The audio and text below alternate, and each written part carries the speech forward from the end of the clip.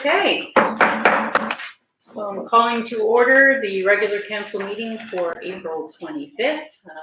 Nice to see some people in the audience tonight. Thanks for joining us. So I'm going to skip opening remarks because I'm going to do enough talking, I think, throughout some of the comments, but we'll skip that for tonight. So we'll go straight to item number 3, approval of the agenda. We have no amendments to it tonight. So if I could get a mover on the acceptance of the agenda. Okay, we have a seconder. Councilor Bradbury on the second.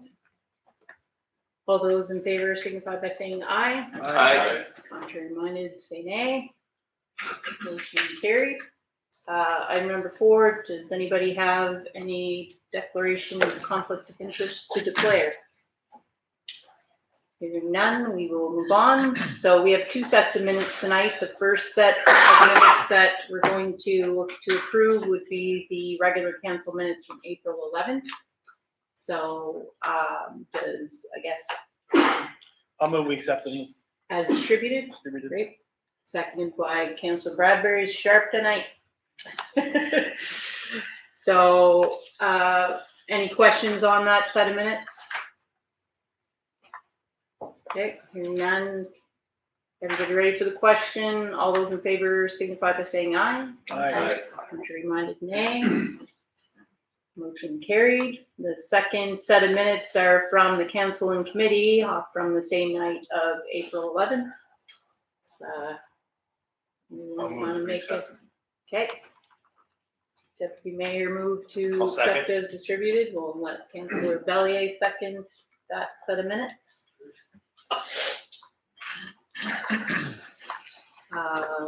Everybody ready for the question? All those in favor, please signify by saying aye. Aye. Contrary minded, nay. Motion carried.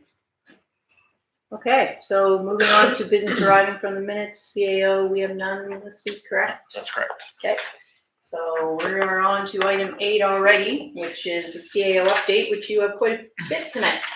Yeah, there's quite a bit going on. I wanted to give a number of updates on some things happening. The first one, the active transportation update.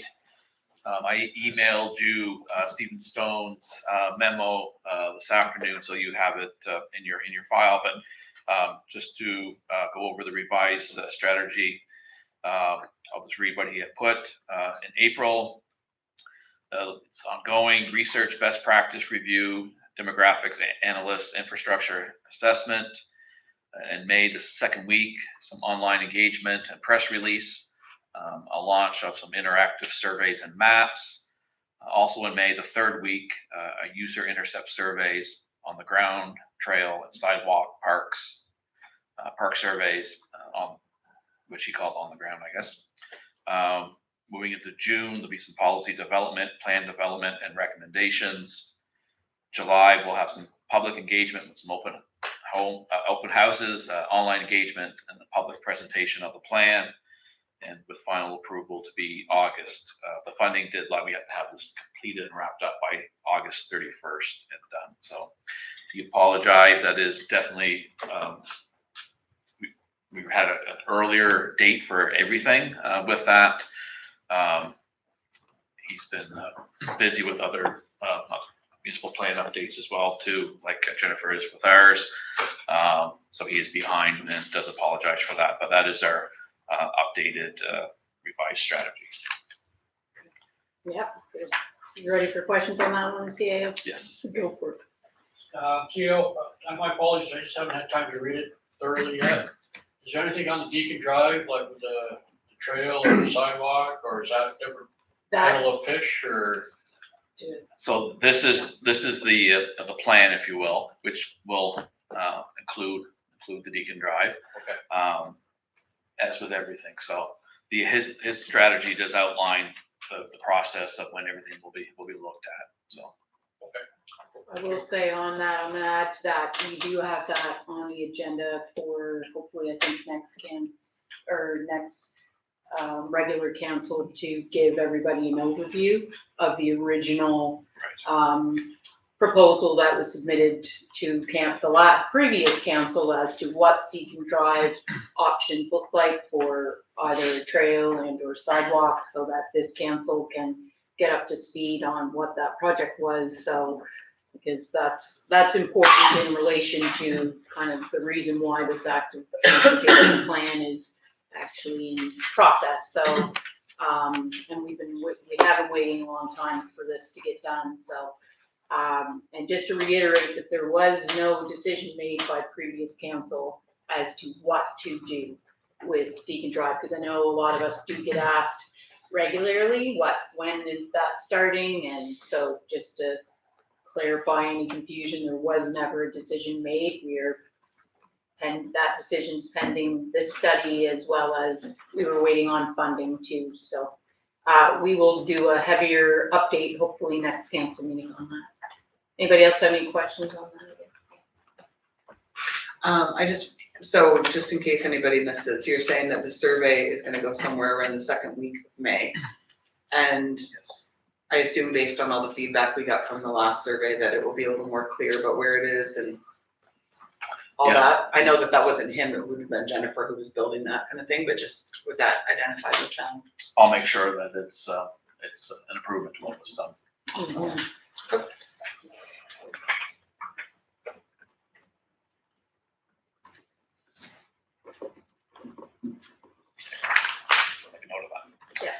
The second item, the town square project, we did have a tender opening for that and had received 2 bids.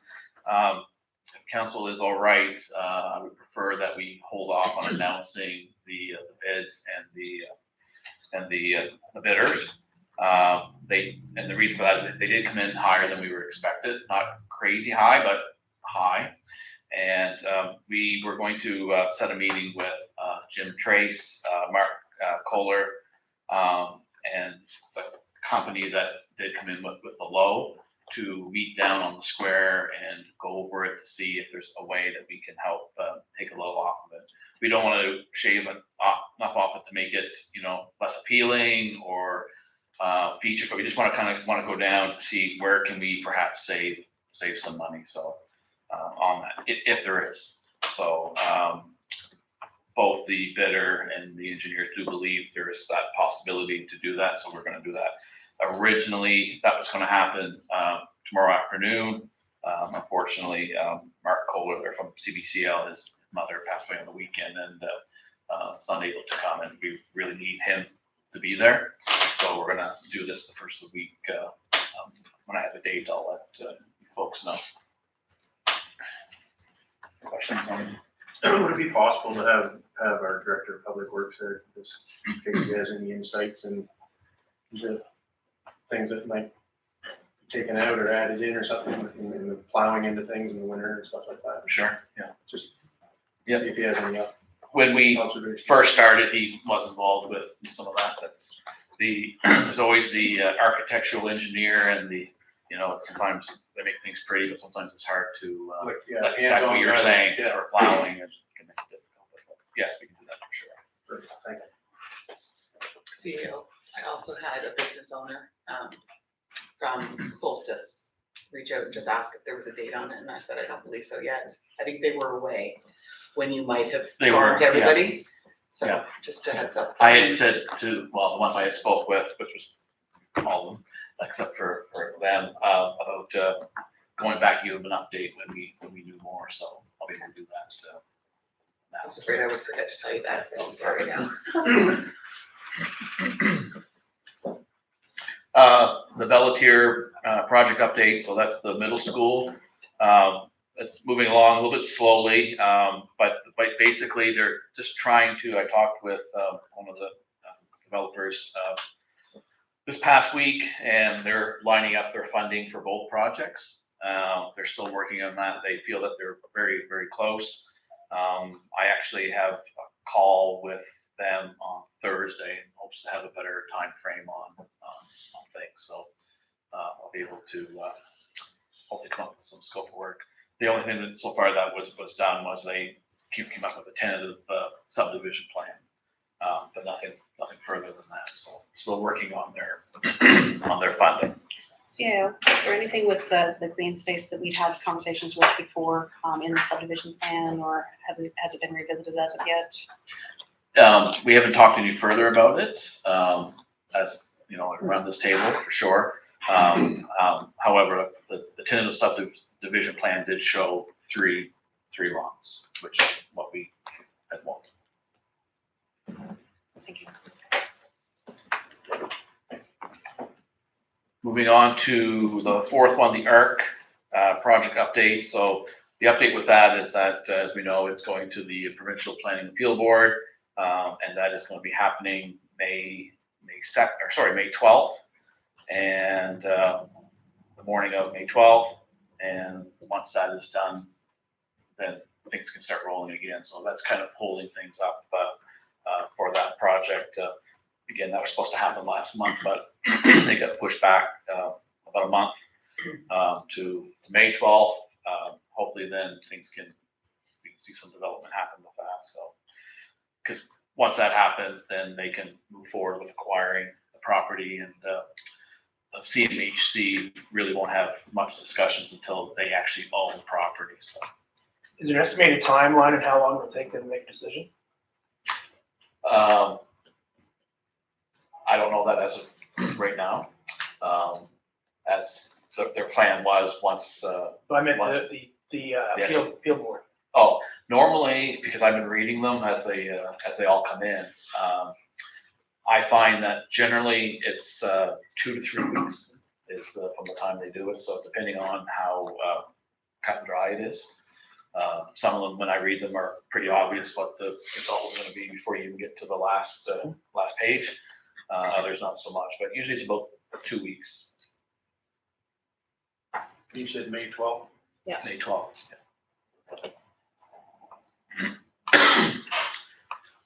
Moving on to what we heard, the municipal plan update from the open house. So that was the open house that Jennifer Brown did 2 sessions. In the email that I sent this afternoon, that was the other document. So take the time and read it. It's 15 pages, but it's 15 pages of great information that came from the open house. It's really good. I read it a few times. If you have any questions on it now, we can talk about it later. I'll just read the next steps part with it first. That's okay. Where she puts the last page, phase 1 and phase 2 of the community engagement process has now been concluded. Based on the feedback summarized in this report, Dylan will work in consultation with Woodstock staff to finalize draft amendments to the municipal plan and zoning bylaw. Upon presentation to council in June, the draft municipal plan and zoning bylaw amendments will be released to the community for feedback over a 30-day comment period. The Planning Advisory Committee will review the amendments in late July, early August, and the public hearing will also be held to gather final feedback from the community upon council's consideration of the finalized municipal plan and zoning bylaw amendments in August.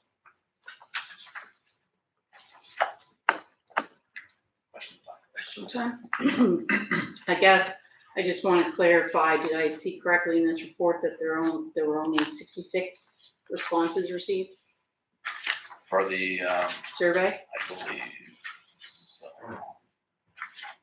Yes. So I think she said in open council in public that their goal was 2,500. That's a far cry from 2,500. Yeah. So as much as this report is pretty, I don't think it's sufficient. So I think we need to decide if we're going to accept that we have enough feedback. I get that it built the framework. That's great. It's good to see kind of what they were going to produce and the information from that. I just don't think I can accept 66 responses, especially considering everybody struggled to find the survey. It was a struggle for us to even relay to the general public how to access it. So as much as I'd love to keep this rolling, I think that needs to be considered. And she also said when she was here that could be a possibility, and that we would have to relook at the those timelines if we weren't comfortable. That's my stance. Sort of go ahead. If anybody else has any thoughts or feedback? That was gonna be my question, because it says total visits to project website is 2,060. Yeah. But only 66 did the survey, which doesn't surprise me, because even once you got to there, you didn't even know that it was a survey. You had to click on, I forget what it even said, it was something about municipal plan, blah, blah, blah, but it didn't say the word survey anywhere. And quite honestly, I don't feel like we should have to pay for it.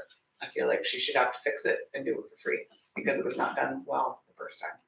That's my opinion. It was very cumbersome to find and get through. Well, if we all did the survey, that's a Yeah. quarter of them right That there. was my thought too. Yeah. There's a quarter of the surveys around this table. Jeff's like, I didn't do it. I'll do it. There you go. I was disappointed with that one. Yeah, I mean, it's beyond disappointing, and the target that they were reaching for was 2,500. So, we have a community that now totals well over 12,000. I don't think we can accept less than 0.05% respondents. So, do you need a motion to that regard, or do you want, okay. No, that was quite, she said she wanted to hear Yeah. that. Okay. That's feedback, back to her to. Okay, so perhaps you can take that back to her and then see what that means, and Yeah. you can give us an update, and she can Yeah. figure out what the next step would be to at least do the survey again. Thank you.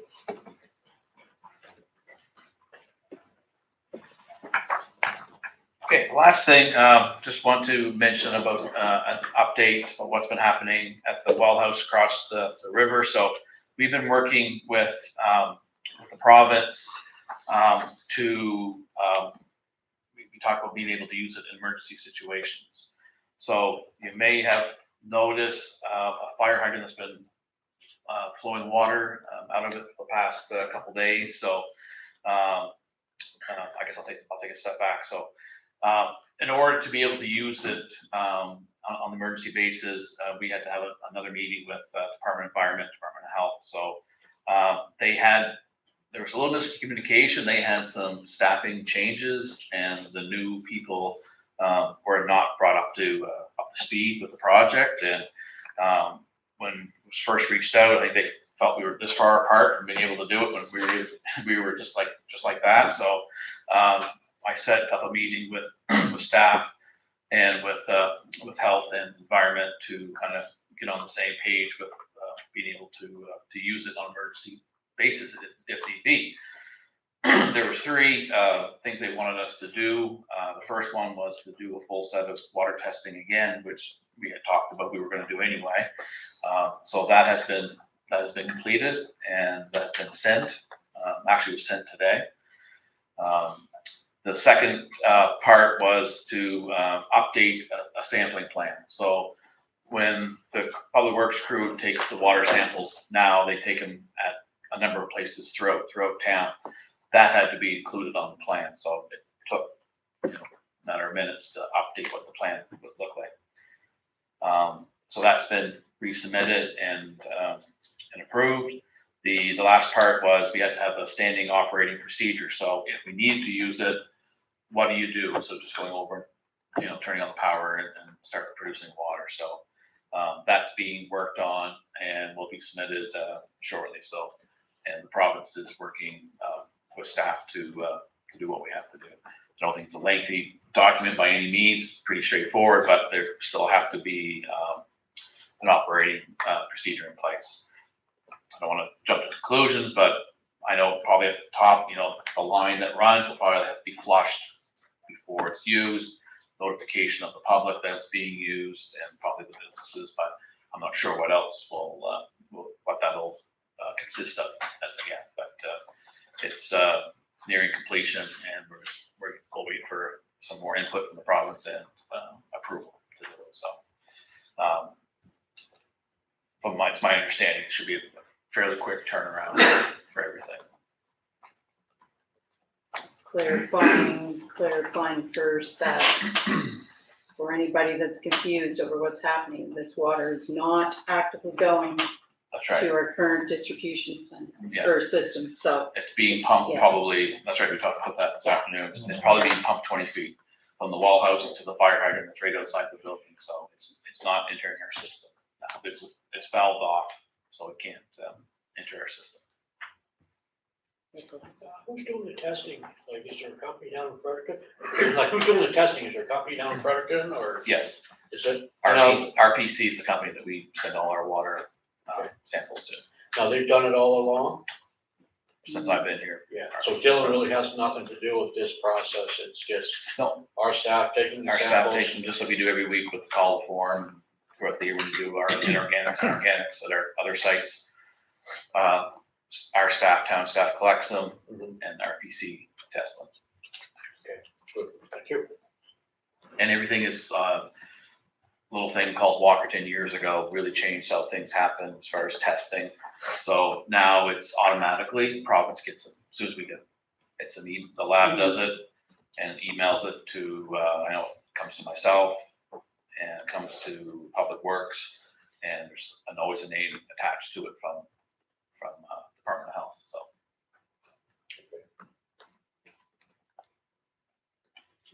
Who's working on the standard operating procedure? Is that like Greg and Harold, or is that you who's writing that, or? Greg and Harold will, with help from the province. Anybody else have any questions? All good? 6 to 6. Moving along.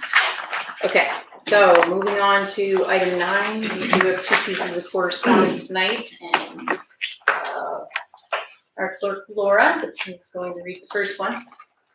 Alright, so the first piece of correspondence is a letter from Sam and Karen Arnold. Dear Mayor Jones, Town Council, and CAO Andrew Garnett, my wife and I are shocked to learn that Town Council has approved a flat rate system to replace the traditional metering system for municipal water. This rate increase for Tier 1 residents like us to $550 per year is unacceptable. Our water and sewer bills for 2022 was $360. The $190 difference is a 51% increase. But the most egregious error with this new system is it ignores what everyone must do: conserve fresh water. As we all know, this is necessary locally, nationally, and globally. My wife and I go to considerate lengths to save tap water and have 2 rain barrels set up to collect water for our vegetable garden, plants, and flowers. All plants prefer rainwater to tap water. Supplying rainwater to all our plants provides a double benefit by saving tap water whenever possible. Even during winter months, we keep a full rain barrel in the basement for our house plants that last until spring. The new billing system is a double whammy for those who responsibly conserve municipal water and rewards those who don't. Annoyed residents who don't care about conserving water are more likely to waste it.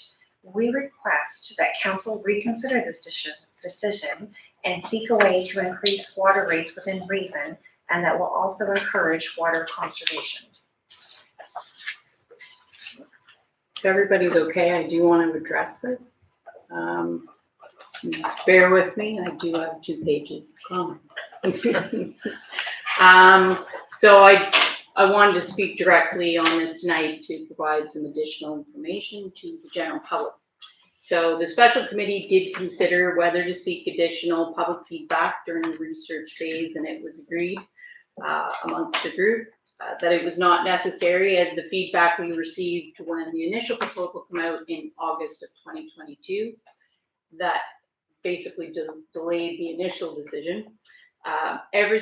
All the comments we got, which was a lot, could have been categorized into the same 2 pieces of feedback that Sam and Karen have identified: costs and conservation. So I'm going to speak to both of them, but I appreciate their feedback, and I get it, we get it. It's something that was discussed heavily, but as far as costs first, I'm just going to say that overall, we have just simply not been charging enough for water services to keep up with the infrastructure costs, nor did we create a reserve fund under utility to set money aside so that we would have money to switch to a smart metering system. So Again, the estimated upfront cost to put a smart metering program in place was around $2 million, which we just simply don't have. So I'd say, to give you a quick example of one project that we know needs tackled this summer, it's a replacement of 8 to 10 valves that must be done this summer and has to happen in order for us to move forward to bigger infrastructure work. The estimated cost for that project is around $80,000 to $100,000. That's the equivalent to 40% of the capital budget that we have to work with under utility this year. That's a very small project in the greater scheme and the needs overall.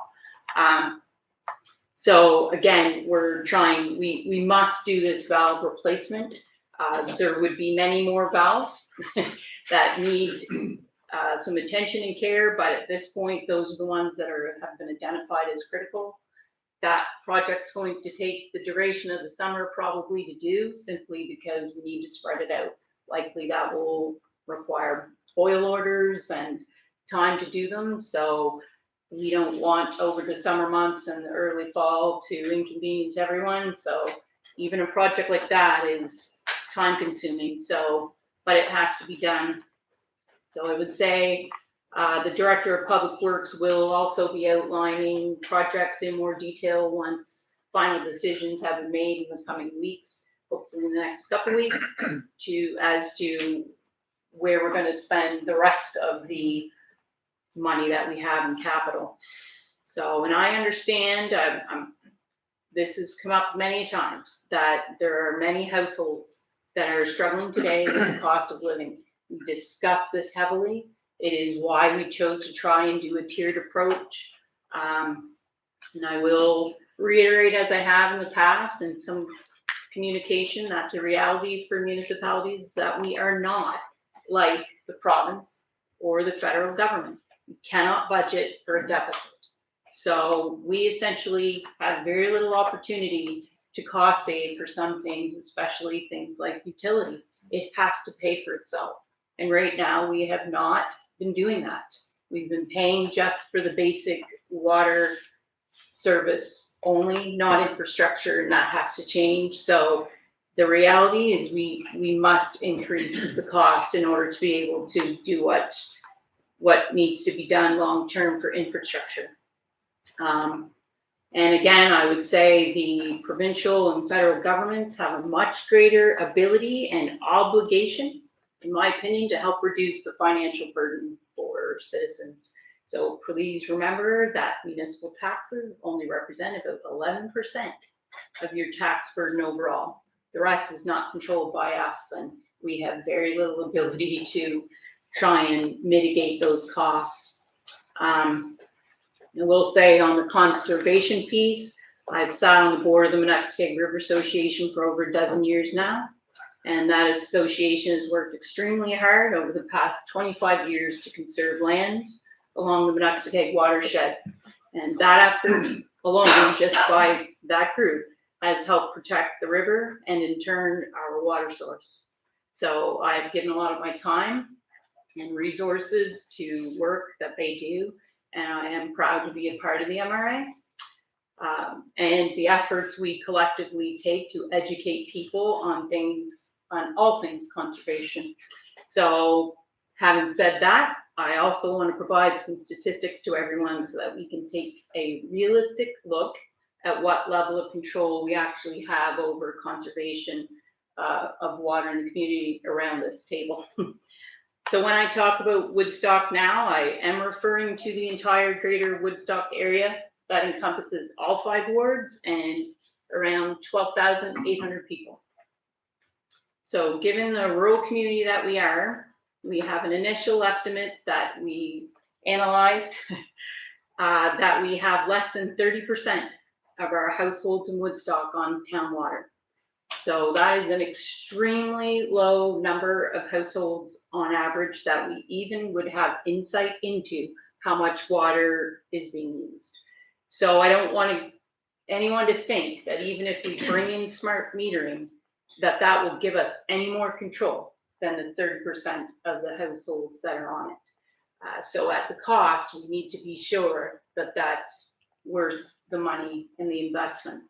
And I would say, Kristen, at first glance, the number looked a lot less than 30%, but I'm not prepared to go as low as what we originally said without a lot more a detailed breakdown, which we'll try and do.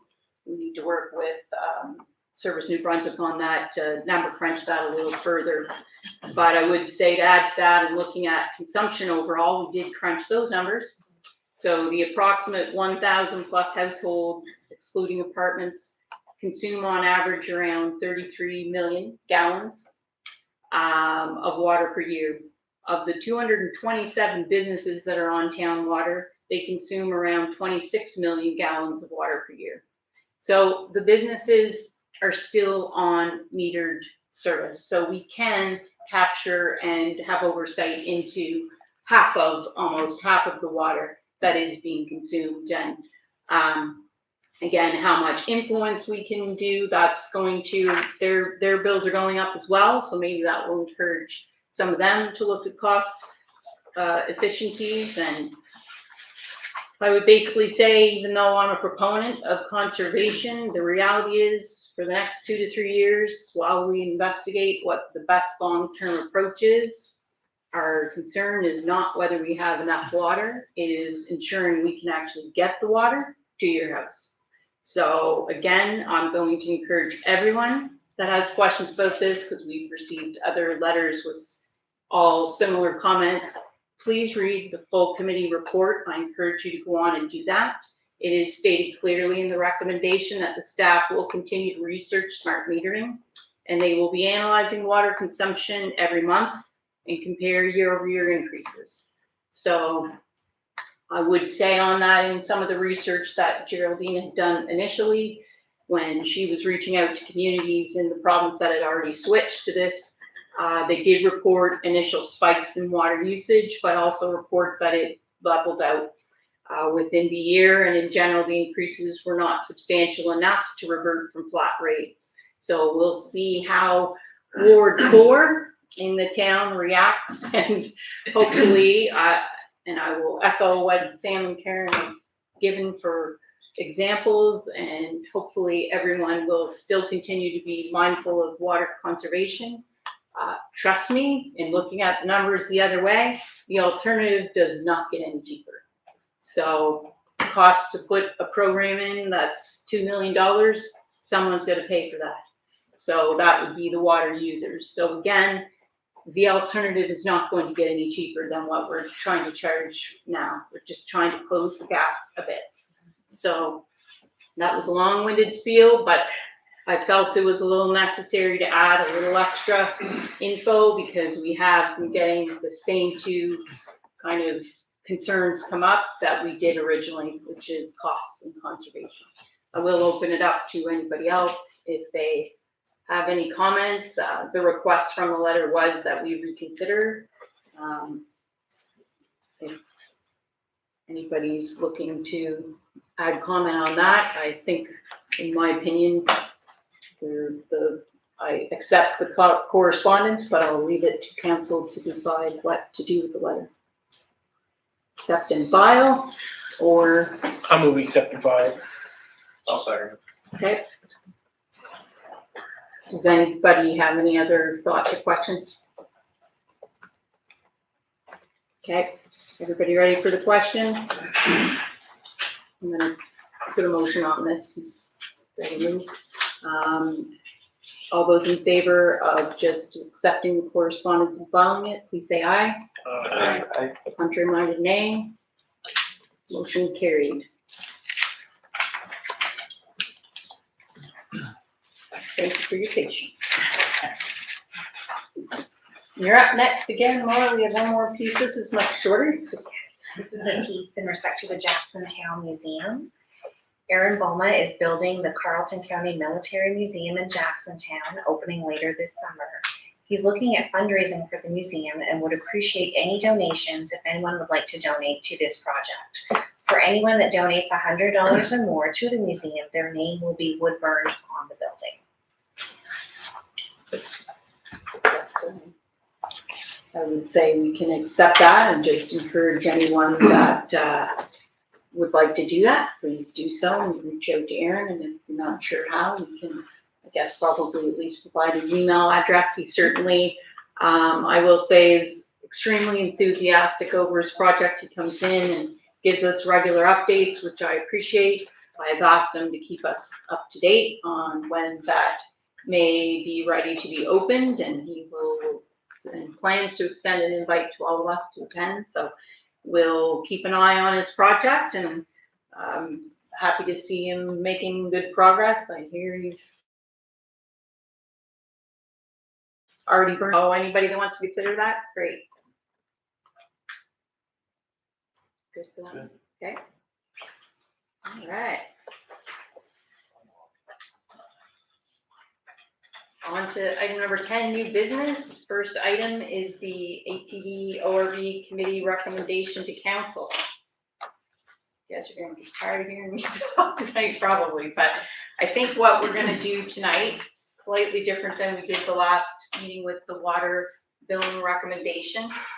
I'm going to go through the proposal, just highlighting it, because general public that's listening has not yet seen the report. It will be available in full on the website tomorrow morning, correct, Laura? We'll update it, possibly later this evening, maybe even. At this point, and then once I get through the overview, Laura's actually going to read the entire recommendation. It is a couple of pages. So she's going to read that, and then we'll open the floor for comments and discussion from councillors. So essentially, it starts off with an introduction, and the introduction goes through a lot of detail as far as the participants in the project, or in the province, I should say, Quad NB, River Valley ATV Club. So the introduction kind of just details that. I'll skip that because that's probably not the most important piece everybody wants to hear. The second section goes through an overview of the pilot review process, which essentially the sections are police statistics. So the police provided a report in February of 2023. It is included, and everybody will see that online as well as Appendix A. And I will note for anybody listening that's wondering, the Woodstock Town Police Department did not issue any fines nor seize any off-road vehicles throughout the duration of the pilot project. They concentrated largely on education first. We also, as part of the review process, held 2 open forums. One was held on Tuesday, February 21st at the Wiseman's Club. That was by far our larger audience. But I will say the second one was on Monday, February 27th at the Air Motor Center. We kind of broke those 2 meetings up to target one for ATV users, which is at the Y, and the other one for non-users, just so we could, the committee that was sitting there chairing the meetings, could concentrate on kind of the specific topics. But we did have well over 100 participants total, so it's good to see lots of people come out and give us feedback. We also did an online survey, so we left that open for quite a while, but essentially most of the responses came in pretty quick and didn't take long to have everybody's feedback in. It concluded with 775 responses. I'll give you the highlights. There is a report as well, an Appendix B, that gives the overall statistics. But of the respondents, the highlights are 67% reported they were in favor of ATVs on the street, 33% were not in favor. However, of the 775 respondents, 23% reported that they were non-residents of Woodstock. So when we take them out of the picture and look at just Woodstock residents only, the results reported 57% in favor and 44% against. So we're looking at both of those. And the other little highlight would be 64% of respondents answered yes to owning an ORV, to which 96% of them also responded that their ORV was registered with the province. On top of that, the last kind of category in our review process was direct outreach and other communication. So we received an immense amount of emails and phone calls and talked to lots of people, so we included all of that in the comments that were received online, which were bordered on 700 plus in total pieces of feedback that we got. So we had lots of participation in that regard. I will say that the River Valley ATV Club and Quad MB and other stakeholders and businesses, we met with them on different occasions, and we appreciated their meetings and insight. And we did, the club appointed member Linda McCatton to present to the special committee their suggestions for possible bylaw amendments and changes, which were also included in the consideration. So I will say the club did reiterate that their mandate overall is to promote safe recreational use of trails, and that the desire for street access remains for the recreational purpose to connect trail to trail and to be able to allow visitors to the area access to accommodations, fuel, servicing, and food. Both alternative and additional routes were also suggested to us for consideration. So overall, if I say the next section of this report is kind of an overview of what we heard, I'll take the highlights, which was the top reasons to support. Essentially, all of the feedback landed in pretty distinct categories. So for reasons to support, it was economic and tourism benefits, to support connecting trail to trail and community to community, and to support the growing recreational activity of ATVing by making it easier to access amenities. The top reasons against were too many users not following the rules, enforcement for non-compliance was too challenging or inefficient, and safety and noise, dusk to dawn operations specifically. So again, we, out of all of the feedback and the feedback from both users and stakeholders, we highlighted in this the top suggestions that we received that became part of our consideration. So I'll read those off quickly for you. Number one was, and this isn't in any particular order, speeds for off-road vehicles on designated streets should follow the posted speed limits for regular motor vehicles. Second suggestion we heard lots was limit access to designated roads to specific daylight hours. Number three, add additional signage along any designated routes to ensure visibility and clarity. Number four was ensure larger educational signage is in place at entrance to designated street routes. Number five, ensure larger educational promotion of the rules and regulations for community members and ATV users, for both ATV users and non-users. Number six, stronger and consistent enforcement for off-road vehicles that are not adhering to designated routes and rules. And finally, number seven, consideration to allow off-road vehicle owners that live close to designated routes to be able to drive from a secondary non-designated street for sole purpose only to connect to the designated street and to return home. So those were the large, consistent messaging, I would say, that we heard.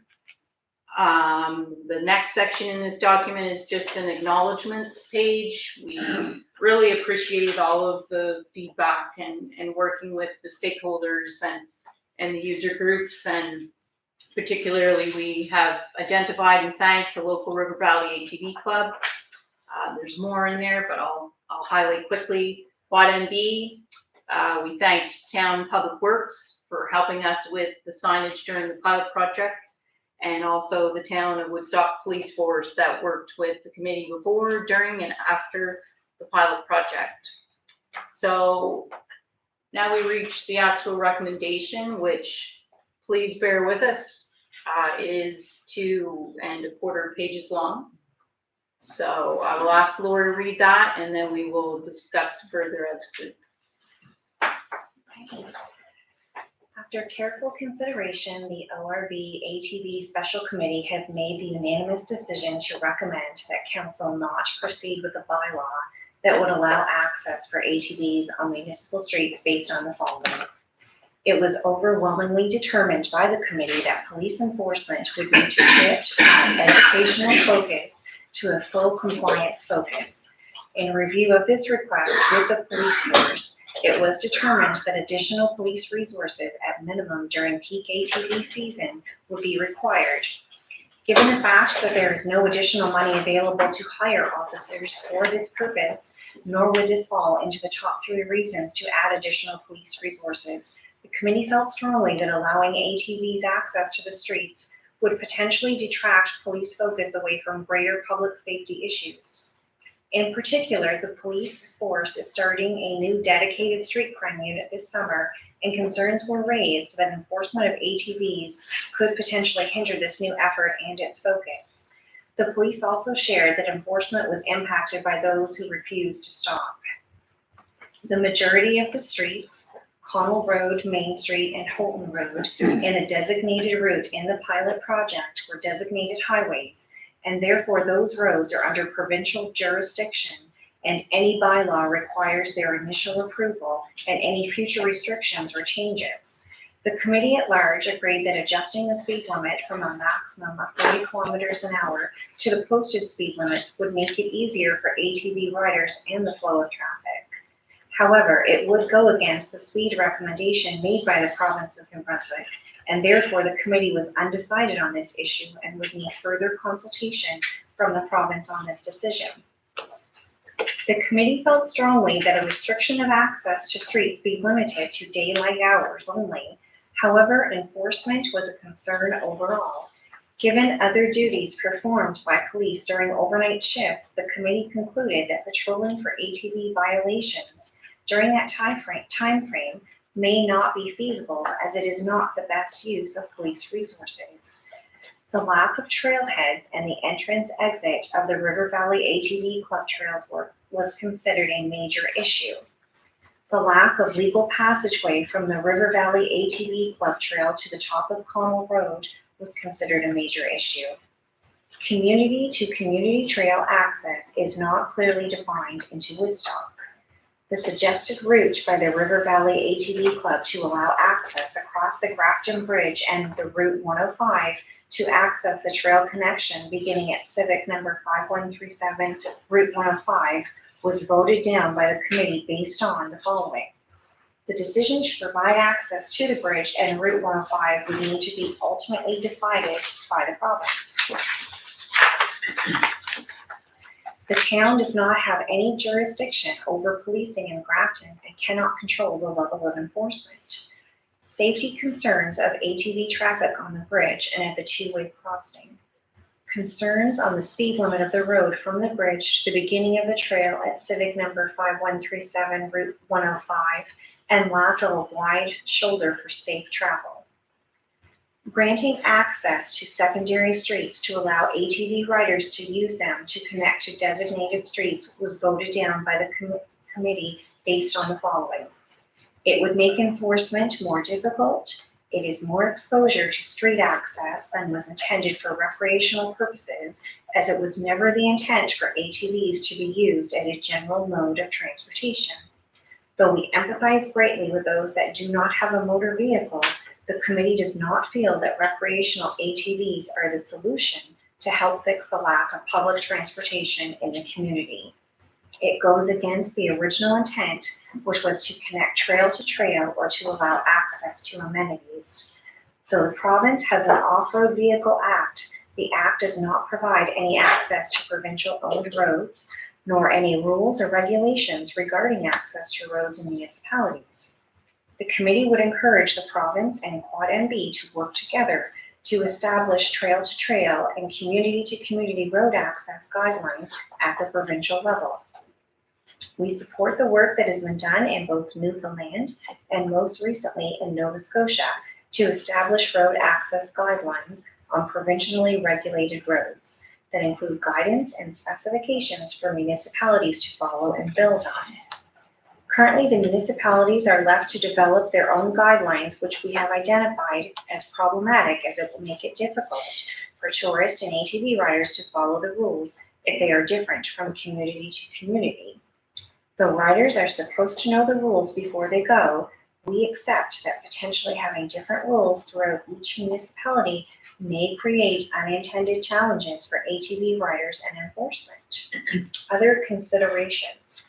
The committee is suggesting that council could consider a request from the River Valley ATV Club to open only Connell Road from the Petrocan Scott Street or close proximity as far as the Sobeys or Tim Hortons parking lot if the below conditions are met. Though this does not help connect trail to trail, it does allow access to amenities such as accommodations, servicing, food and fuel for tourists without overexposing street access along residential areas, conditional upon the following. There is legal passageway from a River Valley ATV Club managed trail to the top of Connell, trail entry point to the municipal street. The police force has a minimum of 6 months with the street crime unit active. The police force agrees they can manage full enforcement using regular resources. There is an adequate trailhead large enough to allow for a 4x8 educational sign that outlines the route, rules, and regulations.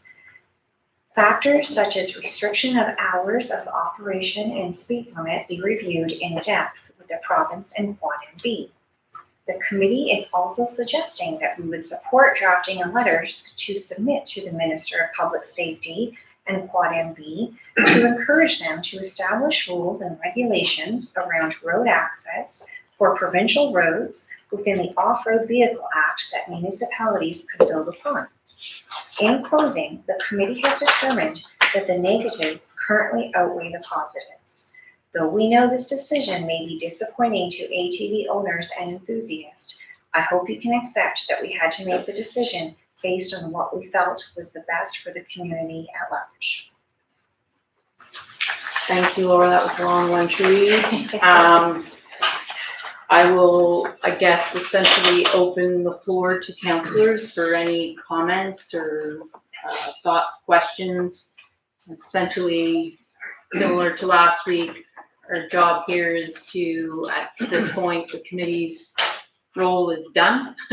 They've submitted the recommendation, so council can accept or deny it, but I would see if there's any comments or questions around the floor.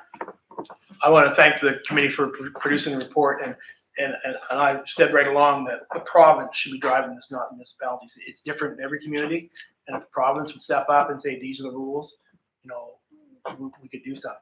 But it's just piecemeal throughout the province, and there's no, you can't regulate it because the police say the rules are different everywhere they go. So until the province steps up and does something, it's. I would second what Yeah. Councillor Brown said. Like I watched the alert from CBC on what Nova Scotia just passed, I think May or March 24th. They did a 3-year pilot project provincially, and then enacted that pilot project because it went so well. But what they did was they've now set the mandate for all municipalities, set all the rules. Municipalities can build upon it, but they have to adhere to what the province has set. And that's what I've more or less been saying all along. We're kind of putting the cart before the horse, so to speak. And throughout all of Canada, all auto insurance is government mandated provincially. So if the province sets the bar and sets the rules, then they are then taking responsibility with insurance companies. And if something were to happen in a municipality, as long as it's being done by provincial guidelines, I feel that we're Better going to be off the protected. hook, better protected. Sorry, Jeff? Just a little disappointed that we're not gonna open this up again.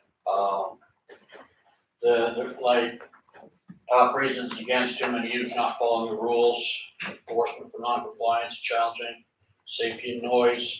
It's too bad because those are the bad apples that are spoiling it for everybody. Because the folks that belong to the ATV clubs and everything like that, they've got their helmets on, they're doing the speed limit, they're quiet. You know, they're not running the streets here at 2 o'clock in the morning, so they're getting slammed for that. I understand what my two colleagues are saying, and I fully understand that, and I support that. But it'd be nice if we could just keep this going, because we are a rural community. It does bring in tourism. They're working hard to go like from town to town, get around the problem and stuff like that. Tourism tourism dollars. You know, like there's a trail from the US that they've been talking about coming up. I don't know if that's done yet or not. I'm not too sure. You know, No. they're talking on getting the bridge span up there fixed up. You know, it's just too bad because we do have a problem in this community, and just because if we don't allow ATVs on the roads, okay, but we still have a problem in this community of ATVs. Last week I had motorbikes coming up my street like nonstop, and it was just crazy.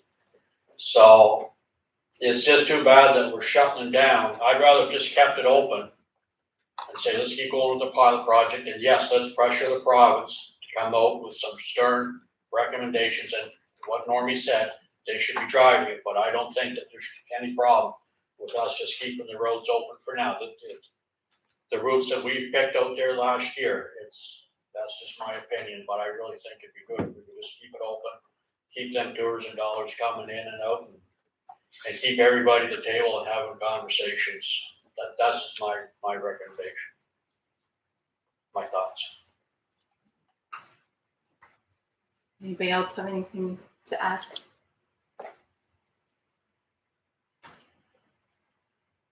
No? I will comment that no, the route from Maine is not finished or anything. They're a long way out from that being a reality. I think I can respond a little bit. I know where you're coming from. Trust me, this is why we put the pilot project in. This is why we have taken so long and consulted so many people and had a lot of conversations and debate over this. I would disagree that there is currently enough of the tourism spin-off yet. And that, I think, was originally the intent of the pilot project, was to test whether everyone could follow the rules, what impact it would have on the community at large.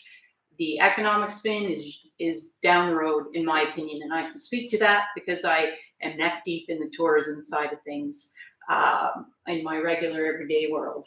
So, and I can appreciate and understand wanting that. So this is, for my own personal benefit, any tourism benefit to this area is a bonus. And for all kinds of reasons, we want to see that. I just don't see that is enough of a reason today with all of the other concerns and issues, and with the community to community trails just simply not being as clear cut as other areas of the province. If you go up north, it is a whole other world up there.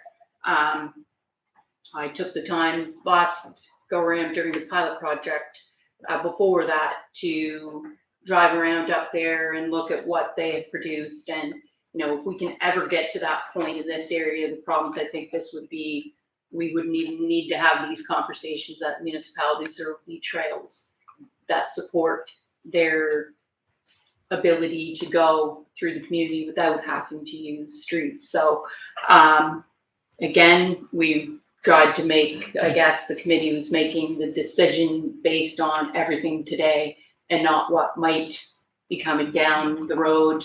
I know that not included in this report was there were some routes that the province turned down to Quad MB for access into and out of this community. So that also creates some extra challenges. And I think they're going to have some work to do as well to reestablish some routes or look at alternative routes. So I hear you, trust me, I hear you on that piece. The issue is whether everybody here is in more favor of the recommendation. Go ahead, Councillor Bellier. Yeah, I just want to thank the committee too for putting this report together. I think it was very well done. I think you guys did an excellent job doing your research. For me, it came down to number 10, the Off-Road Vehicle Act. I think this is a strictly provincial decision. I think it's pretty clear, cut and dry. I don't think we have the ability to overstep here, in my opinion. I think I'd be in favor for any plan to move forward with this you know, having ATVs having access to particular roads if the province was to spearhead this. And for me to get behind that, I think that's the direction that we have to go in, and we have to abide by the Off-Road Vehicle Act for now. And for that reason, I'll be supporting this motion. Okay, anyone else have any comments or feedback? I will say there are multiple layers of this recommendation, because in this was the other considerations that, you know, writing the letter in support, we can do that. And I guess if we're gonna accept it in full, we're accepting it on the basis that if certain conditions change, would we look at least opening up a partial route? That again, there would be a whole lot of homework, and this is coming back to the table for a lot of debate and conversation. So whether you're in favor or against that right at this moment, it's essentially part of the recommendation, and that would be if and when all that criteria was met and they were to come back to us, it could get yay or nay at that point. This is just a recommendation that, and to clarify for the ATV club what might actually hit the mark, or what we might be willing to look at in the interim without the province, with or without, and whether that gets any unanimous decision by council at large would be determined by whichever council is sitting there that gets that request. So if we're okay, or does anybody have any other questions on any of that, what we're deciding? So if we accept this recommendation, we're saying no bylaw. We're saying we're going to write a letter, and that we would reconsider based on the conditions as outlined. Good. I would say I don't think this is over, no matter what happens.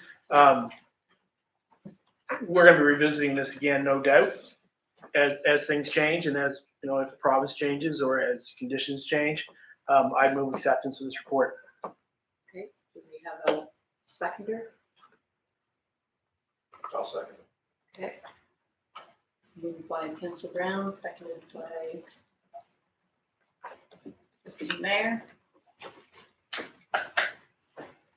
Any further questions? Okay, everybody's ready for the question? All those in favor, please signify by saying aye. Aye. All those contrary, please signify by saying nay. Councilor Bradford. Okay. Thank you, everyone. That's a long one, but okay. Whew, we're only on item one of new business. Okay, so the next one, CAO, can you take item 10.2, notice of public hearing? Yeah, for sure. Thank you. This evening originally was supposed to be the public hearing for the Jason Cox application. Here tonight to ask about resetting the date for two reasons. One, it wasn't properly advertised. And two, with part of the motion, the Director of Public Works, Greg Stokes, and Mr. Cox are supposed to get together to talk about the street, which is gonna be one of the conditions that you'll see as a recommendation. They have met, but they have to meet again to go over a costing factor. That's you folks will see sooner than later. They're still waiting on information for that. They hope to have that within the next few days. So we'd like to reset the public hearing. Either May 16th or May 23rd work. They're both Tuesdays. We have to do it 21 days, so that's why the date of 16th. It can't be anything earlier. So the 16th is the first possible date, which just happens to be a Tuesday. The 23rd is a council night. Now, if we did it on the 23rd, the further one, we could do it at 6:30, just before the regular council meeting at 7. or on the 16th. That is the day we do the tour for the protective services, which starts at 6. I don't know, feel comfortable of taking a time afterwards, if it was 7 or 7:30, thinking that they would be done. We're all together anyway and doing it at that time. But we have to, if we set it for 7, we have to do it at 7. It's not like a council meeting where we do CIC and council, we just flow one into the other. When you set the time for a public hearing, you actually have to start it at that time. So they're the two opportunities, May 16th or the 23rd. I'd recommend trying to move it, or trying to do it on the 16th, just for time sensitivity issues. I think Jason would probably prefer that as opposed to putting it out a week. Just having background conversations, I think that would be. I talked to him today and he's fine with either, but of course, Okay. The 16th. Do you think that would be something we could make work? Like you say, we'd have to set an actual time that. Yeah. I will remind everyone that the option is on the table, that we will likely have a council meeting on the 16th anyway, because the date of the next meeting would be at earliest the 16th, because we have to delay the 9th due to training. So at that point, we could decide that tonight, if that, I would agree with Councillor Bellier. This, is an inconvenience and a miss on our part. So I think I shouldn't say on council, but we accept that the air was on this side of things. So it's everybody's amenable for the 16th. It was already on the table, has a potential for us anyway, because we may have some budget items that need pronto approval. So do we want to look at the 16th anyway? Will we have CIC? Or no? So like we could book it for 6:30 and have a hard start, because then we could go into council whenever. Yep. Want to do that, 6:30 May on the 16th. 16th? Is everybody good with that? Do you need a motion for that? Yes, please.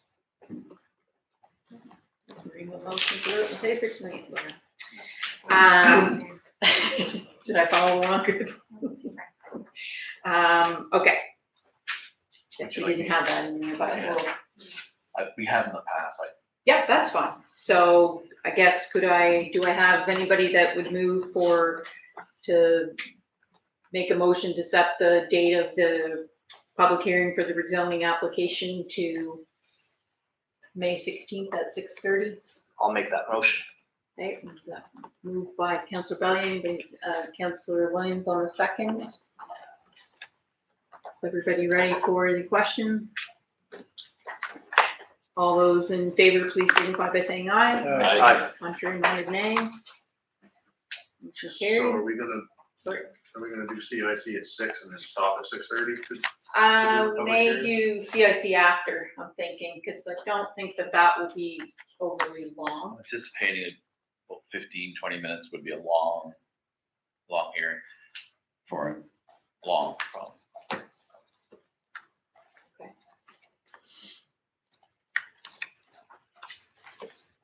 Okay, 10.3 CAO, are you gonna take that one too for me? Yes, I will. So the toll road applications, we have a policy that was created early 2000s, probably 2001-ish. Basically, it became a very popular fundraiser for a lot of groups, and we were receiving multiple asks, so a policy was created. In the policy, there are guidelines of how you qualify. And every year, depending on how many we get, if we get more than 3, we put the names basically in a hat and do a draw. However, this year we have 3, so we don't have to do a draw. All 3 will qualify, just so that we know it. You folks know it's the Woodstock High School Safe Grab was one that applied, the Carlton Ground Search and Rescue, and the River Valley Gymnastics Inc. Were 3 recipients. Although no draw, I guess it should be probably accepted by council to accept these. Yeah. What is the deadline for those applications? Application must be submitted by the end of April of the year proposed. Just saw that at the top of the page. Hope you don't get any more this week. Good point. Yeah, sure. We did just get one, did we not? Yes, I knew that was coming, they had called ahead. Okay.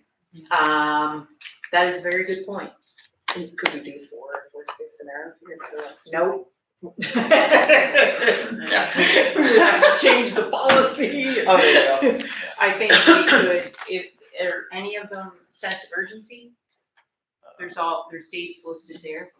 This one is July, One is June, and May.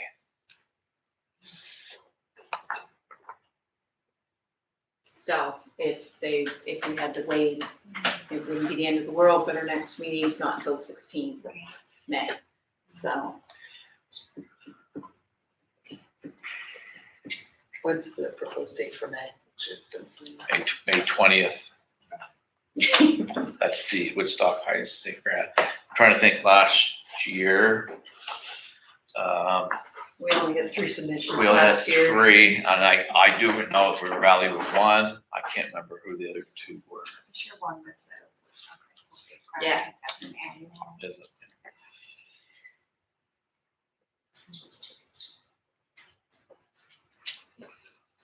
Thoughts? Yeah. Yeah, you feel lucky. Can we make some kind of like recommendation that we accept 3 unless another one comes in this week and then we have to rediscuss? I think that's Sure can. that's an excellent idea. Yeah. To accept these 3. If not, well then the following meeting we'll have to. So am I hearing Bring it back. Councillor Williams wants to make a motion to accept the 3 applications for the toll roads unless another submission comes in between now and the end of April? Yes, please. It would have to be here by Friday. Yep. Sure. So, do I have a seconder? Seconded by Councillor Leach. Okay. Everybody ready for the question? All those in favor, please signify by saying aye. Aye. Contrary minded, please say nay.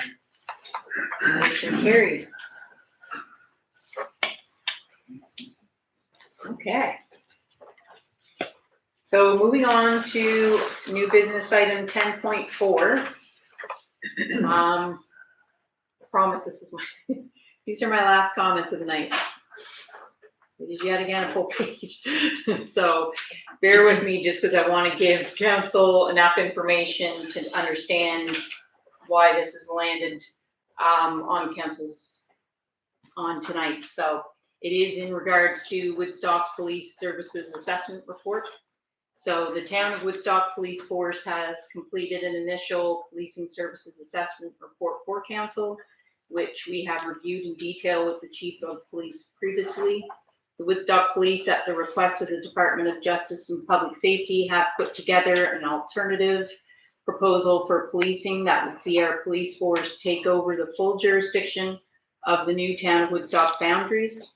So for councillors tonight, the next step in the process for us is to provide a letter of support to Chief Forward that gives him the go-ahead to submit the assessment and alternative policing model to the Minister of Justice and Public Safety so that they can review it and determine if they agree if it is feasible. So that's step 1 of many. But if they determine it is feasible, the next steps would then be for us to do a more detailed breakdown of budgets, public consultation, and a number of other items, which I think they'll probably identify for us, so that council will eventually be able to decide whether it is in our jurisdiction's best interest to take over full policing in all of our wards. I will say, as we've discussed around the council table already, it will be an all or nothing decision for council, as it's just simply not feasible due to the costs and everything that's involved in switching, for only some wards to switch and others not to. So again, I don't think this is a decision that we will make lightly. We have seen initial budget numbers and the costs are certainly substantial. So wards 1, 2, 3, and 5, and even possibly Ward 4 to a degree, will pay more than what they are paying for the RCMP now. So that will, I think, for all of us, undoubtedly be a big factor in the overall decision. Having stated that, based on initial conversations again that we've already had,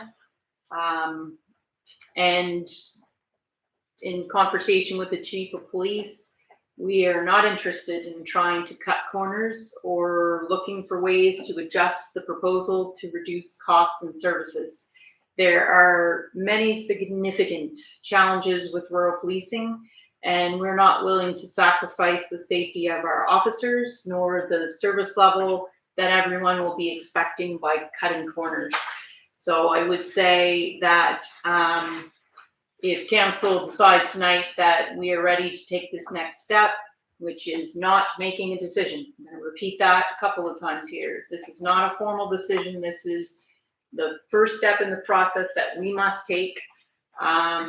Then we would provide a summary report at our next council meeting that will outline for general public what the new policing model might look like and what the rough costs might be. Again, I'm going to repeat it again one more time.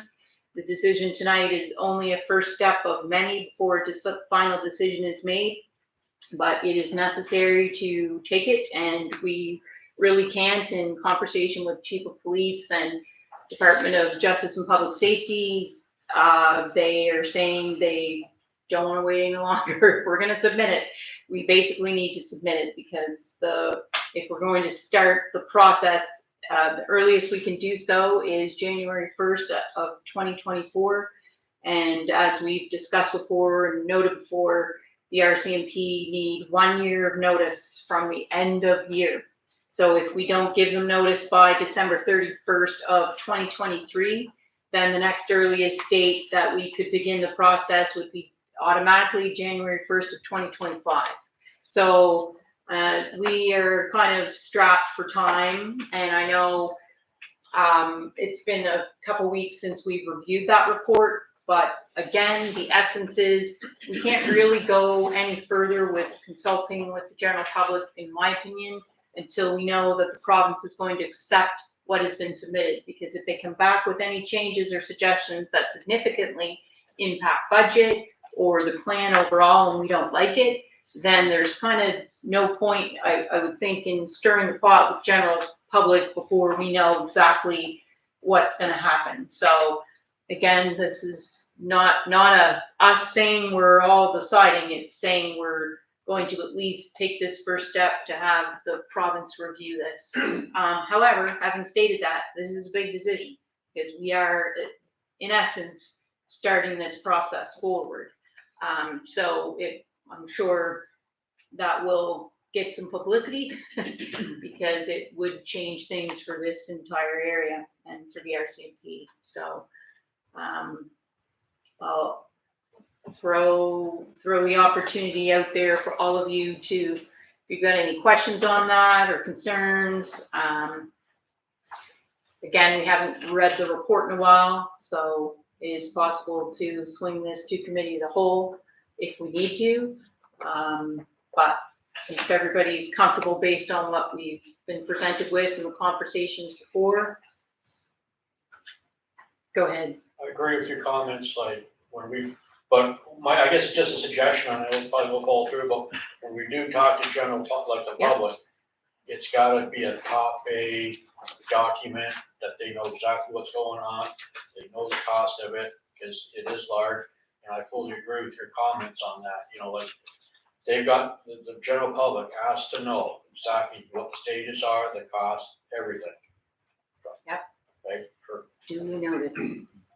I think we've all heard rumblings for years from people that were in the LSD or now in the wards, wondering about our municipal force and what it would be like if they took over their areas. So I'm fully ready to make a motion to have Gary submit it, because there's no way to show them the comparison of apples and oranges, or apple, whatever way you want to word it, what it would be like without starting this process and letting the province get back to us before we can go to the public with anything. So I'm all in favor. It's not costing us anything to get this to the province to see what they say and get it back here and then take the process from there. So I think it's no brainer. I agree. I thought Chief Ward's proposal was incredibly informative and very thorough and very detailed. And I think that, like Deputy Mayor says, I don't think we have anything to lose by at least seeing what the province thinks. I agree. Good. So I make a motion. Okay. Looking forward to. Yes, Ask so- Gary to send it to the province. Let's see what they think. So to clarify for Laura's records, the motion would be to provide a letter of support for Chief Forward, which will come from the mayor and support from mayor and council, to submit to the public services assessment to submit the public services assessment document to Minister Austin. So we have Deputy Mayor on the motion, Councillor Bradbury on the second. Everybody ready for the question? Nothing further? All those in favor, please signify by saying aye. Aye. Contrary minded, nay. Motion passed. You writing furiously back there, Jim? Right. I told you better bring an extra notebook.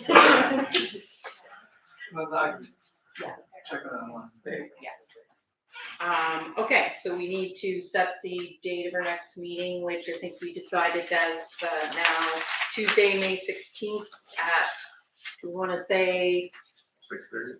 well, 6:30 is the public hearing. Do we want to say 7? Because again, once it's Yes. done, if it lasts longer, it's okay. That's right. Okay. Could I get a motion to?